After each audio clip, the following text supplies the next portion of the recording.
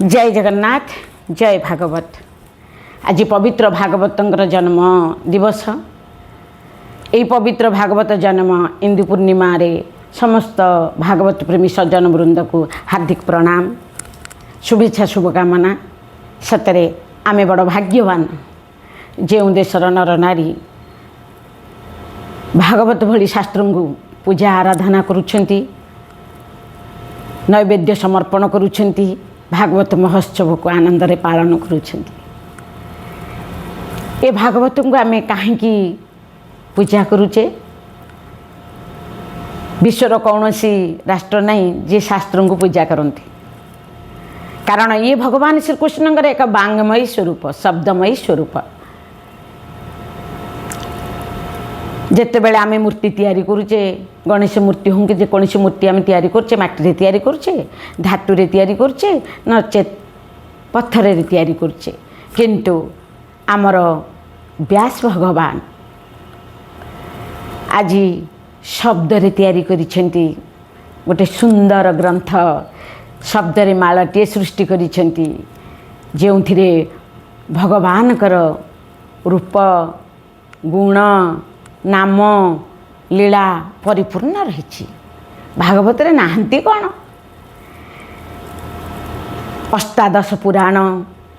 वेद को चारि भाग रचना, चारि भाग कले, अष्टादश पुराण लिखिले, रचना कले एवं संहिता रचना कला परे मध्य मन रे शांति नहीं, मुह सुखेकी रही। जी भागवत कहे, जी भागवत लिखे, तांको मुह कौन के बेले सुखे? सदा सर्वदा हर्ष मन, कारण महाप्रभु हृदय विराजमान करती। मुह सुखी जाइए, मन भल लगुनि, मुंड जलिला भली लगुच। नारद महर्षि पहुँचले, कहले कहीं मन दुखर कारण कौन ना? एत शास्त्र लिखिली किंतु मन सुख लगुनि ना। जोठी भगवानकर लीला रूप नहीं, नाम नहीं, भगवानकर कथा नहीं, ताहले सेठी कौन तुम केबे सुख पाइब? चषु कुटिले चाउल मिलबनी। तेणु तुम्हें भागवत महापुराण लेख। श्रीमद् भागवत को लेखा आरंभ कले। अष्टादश पुराण बा अन्य माने पुराण हेला बेले ये भागवत महापुराण हेले। जेतेले भागवत महापुराण कर आज जन्मदिन, ताहले आज जन्मदिन आमे कहीं पालन करुचे? ये भागवत महापुराण भगवानकर शब्दमयी रूप, वांगमयी रूप, स्वयं भगवान रूप विराजमान करिसेंती। ए जो द्वादश स्कंद भगवान शरीर सहित आमर तुलना करा जाए। एमती मुखार बिंदु को आम दशम स्कंद कहे, एकादश को ललाट बोली कहे। तेणु कहवा तात्पर्य पादद्वय को प्रथम स्कंद, द्वितीय स्कंद कहा जाए। ये भगवान जो वांगमयी रूप, ये भागवत आसिले केमिति, कौठी थिले ना? भागवत भगवान निजे मुखार बिंदे कहिसेंती। ब्रह्मा को, ब्रह्मा नारद को कहिसेंती, नारद व्यास को कहिसेंती, व्यास शुक को कहिसेंती। आउ शुक जेतेबेले परीक्षित को कहले भागवत अधिक रसमय हो गले। से तो रस थिले, आउ जेतेबेले शुक मुख बाजिला जेमिति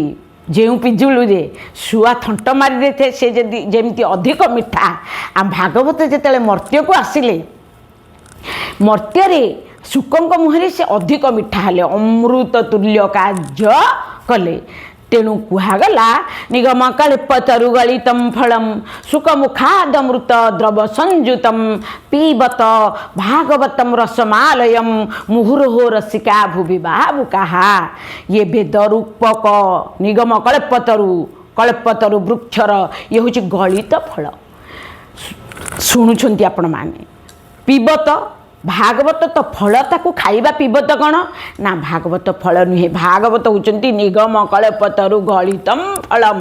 वेद रूपक वृक्षर फल तो फल, गलित फल। गलित फल कौन ना? रसमय फल। एठी कौनसी वस्तु त्यज हबार नहीं, केवल पीब। किए पीब? रसिक पीब,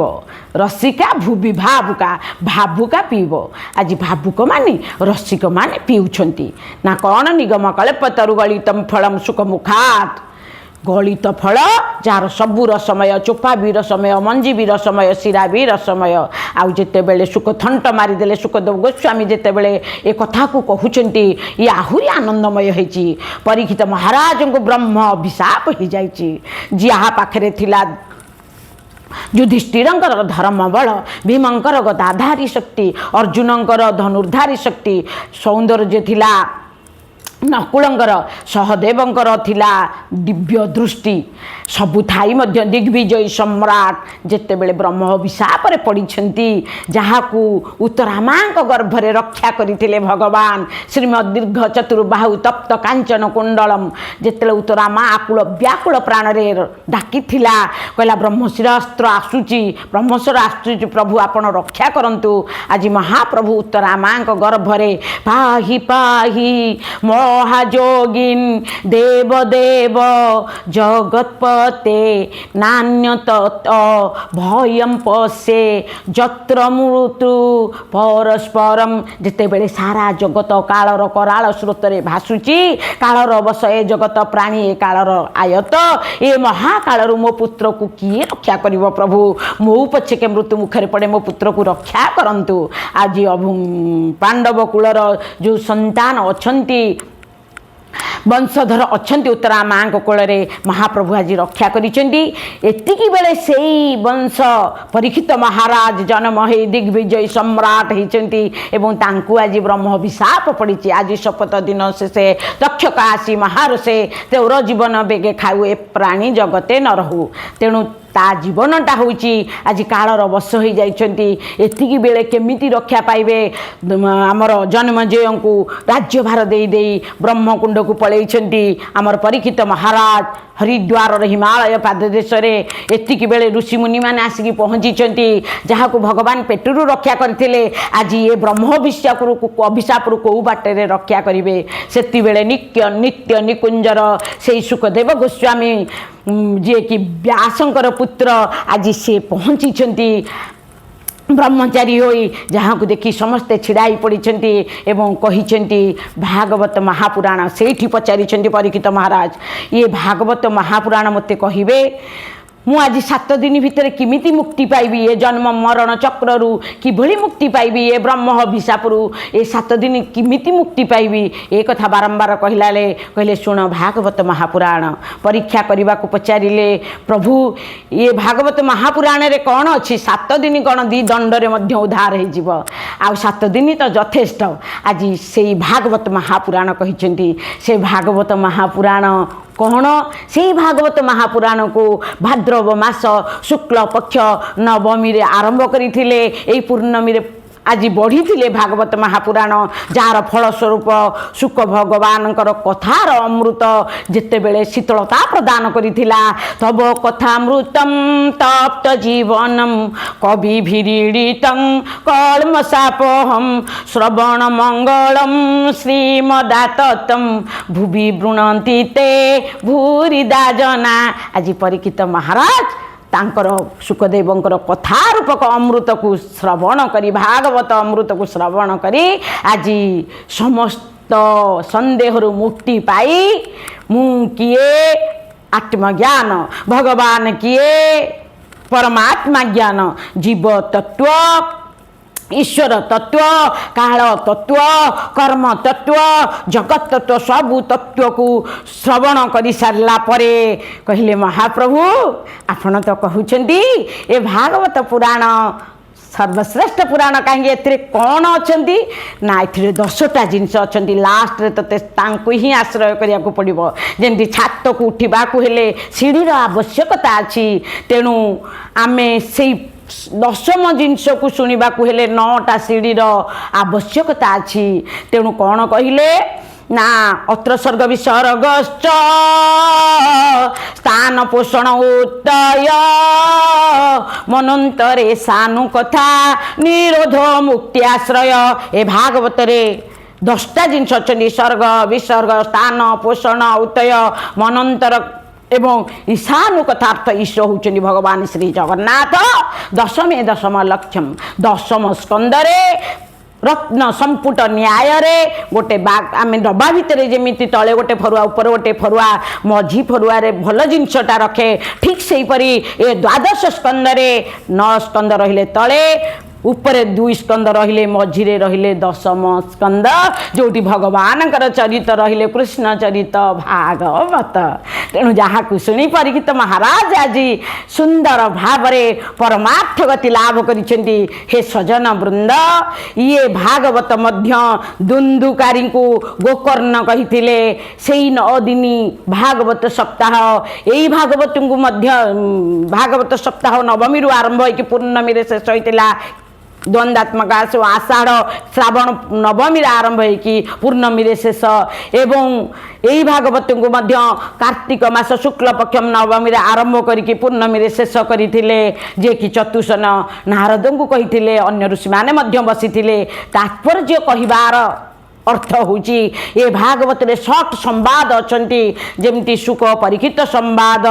एवं सुत सौनक संवाद एवं कृष्ण उद्धव संवाद निमिराजा नवजोगींद्र संवाद नारद वसुदेव संवाद विदुर मैत्रेय संवाद ये संस्कृत भागवत अत्यंत आनंदमय तांकर श्रवण रे तांकर कीर्तन रे एवं तांकु जेतेबे आमे स्पर्श करे तांकर पूजा करे दिव्य अमृतत्व लाभ करे। से संस्कृत भागवत को आमर ओडिया उत्कलीय जोगजन महापुरुष जगन्नाथ जेमिति आमर प्राण मनर प्रभु हृदय ठाकुर आत्मार बिंदु से जगन्नाथ महाप्रभु जेमिति आमर इष्ट से जगन्नाथ महाप्रभुंकर परम प्रिय आ परम भक्त आमर कवि होउछन्ति श्री जगन्नाथ दास जे जन्म हेइथिले उत्कलीय माटी रे सी आमर इष्ट कवि आम जातीय कवि कहले अत्युक्ति हेब नहीं सी होउछन्ति आम जातिर कवि आउ आमर प्रिय कवि जी अमूल्य रत्न आम मान को प्रदान करिसेंती क्लिष्ट संस्कृत भागवत को आम भाषा रे आमको प्रदान करिसेंती आउ आमर इष्ट काव्य हेले श्रीमद् भागवत महापुराण जेते बेले ओडिया मानकर ओडिया जातिर अवक्षय हेतिला जेते ओडिया जाति पथ पाउनथिला ओडिया जातिर सूर्य अस्त हवा को आरंभ करतिले सेतिकी बेले जगन्नाथ महाप्रभुंकर परम कृपा नृसिंह भगवान कर पद आराधना करी पद वंदना करी आ बट वृक्ष मूले जो मार आम जगन्नाथ दासंकर माँ कही धन रे आम भाषा रे मो आम भाषा रे मु बुझिला भलिया तू ओडिया भागवत लिखि पारिबुनी ए कथा हृदय को आंदोलित करथिला सत्य जेमिति लक्ष लक्ष नारी नर भाई भौणी माने आज कहउचंती जे ओडिया भागवत लिखिबा पाए कारण तू जदि भागवत पदुटे लिखि दियंतु ना आमे संस्कृत पंडितों पाखरे आमे मुंड नुआई की रहंतुनी कि एमिति बाणी शुणंतुनी कि हमको पैसा दबाको पड़ी न थांता। आज पुराण पंडा भगवान दासंकर परम प्रिय पुत्र जे कि कौलिक वृत्त को आदरी नैथिले भगवान कर तत्काल समाज रे तत्कालीन परिस्थिति रे आज बहुत कष्ट करी बहु कष्ट साध्य करी आज भागवत महापुराण को ओडिया रे रचना करिथिले आम भाषा रे रचना करिथिले जेतेले भाषार अवक्षय हेतिला सेते बेले स्वतंत्र उत्कल प्रदेश गठन होगापाई जिते बेले आसिला भाषा भित्तिक ओडिया राज्य ताहले ओडिया प्रदेश कोठी भाषा बंची रही जोठी भगवान जगन्नाथ दासंकर परम प्रिय भागवत महापुराण जो जगार रही जोठी भागवत टुंगी थिला जोठी पुराण थिला सेई जागा जगार ओडिया भाषा बंची रही एवं ओडिया भाषा साहित्य संस्कृति धर्म दर्शन आध्यात्मिकता एवं सामाजिक चलनीर प्राण केन्द्र थिला भागवत महापुराण जो भागवत महापुराण होउचंती सकल शास्त्रर फल तेणु अनुवाद कले आमर भगवान पाद वंदना करी अनुवाद करिसेंती आमको सुंदर गोटे अमूल्य रत्न प्रदान करिसेंती जी आम भितर एकतार बंधन सृष्टि करिछि प्रति गाँ गाँ रे परम शास्त्र भागवत गोविंद अभ्यास करुथिब नित्य गोविंद सकल शास्त्र फल एहि गोविंद श्री भागवत नाम जेहि गोविंद गोटे घर को बोहू होइक आसला बेले पचारुथिले तांकर घरर मुरबी झियो पाठ दी अक्षर पढ़ीचु भागवत पढ़ी पारिबुटी भागवतरू सृष्टि होता नारी शिक्षार प्रसार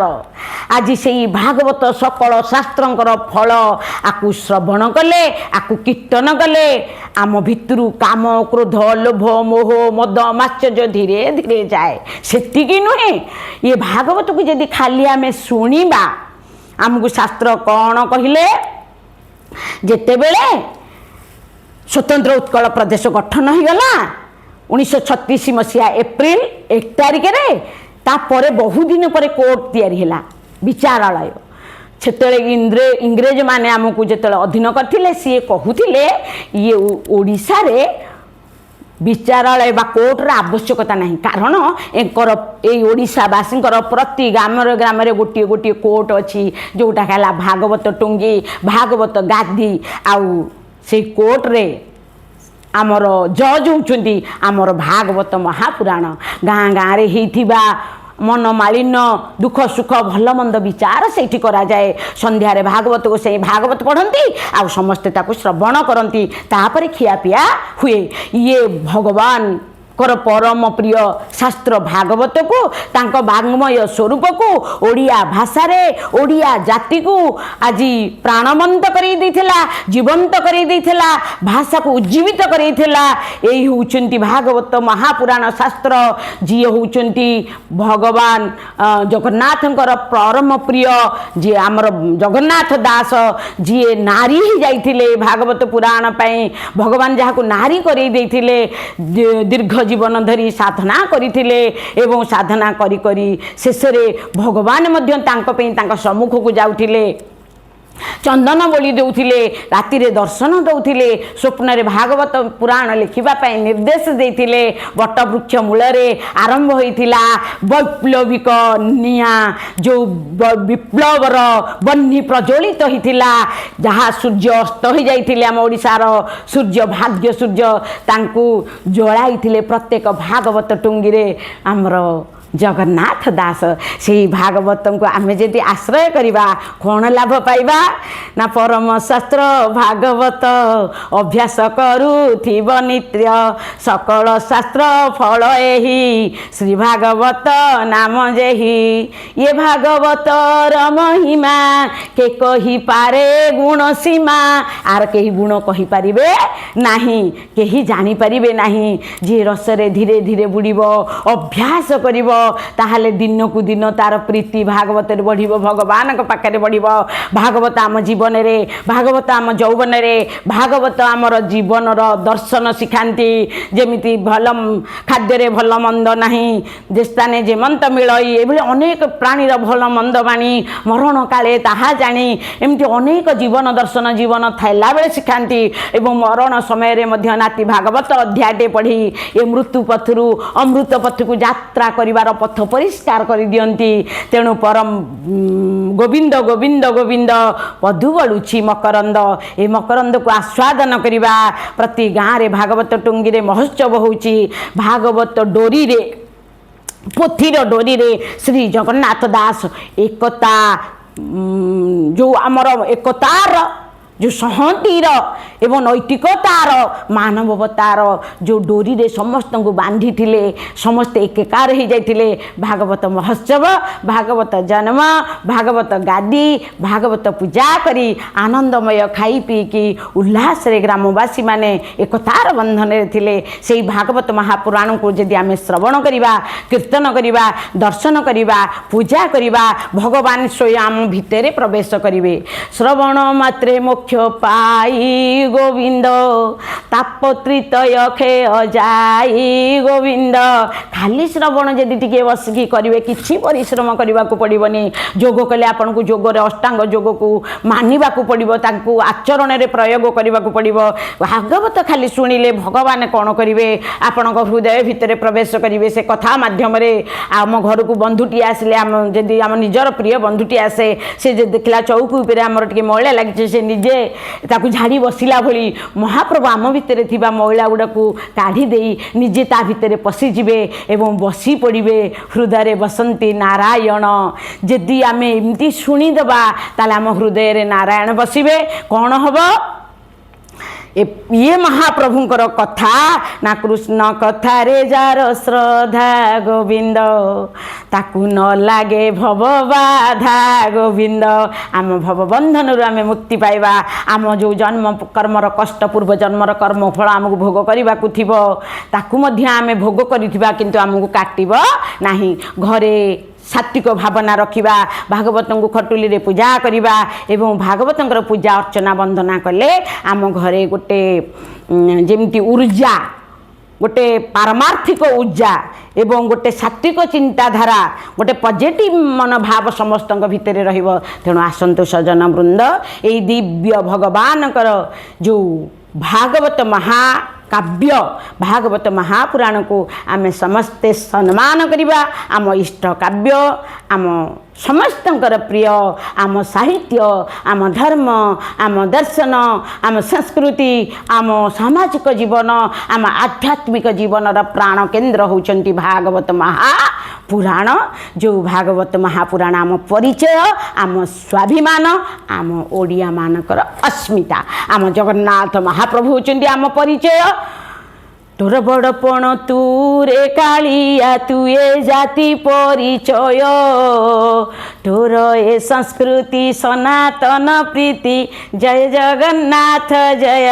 तेणु भागवत महापुराण को आज प्रणाम करी तांकर जय गान करिबा। जय सुखदेव गोस्वामी जय परीक्षित महाराज जय भागवत महापुराण। आउ आमर इष्ट आम प्रभु जगन्नाथ कृष्णचंद्र चरणारविंदे प्रणाम करी आज भागवत जेमती श्रवण करदबा।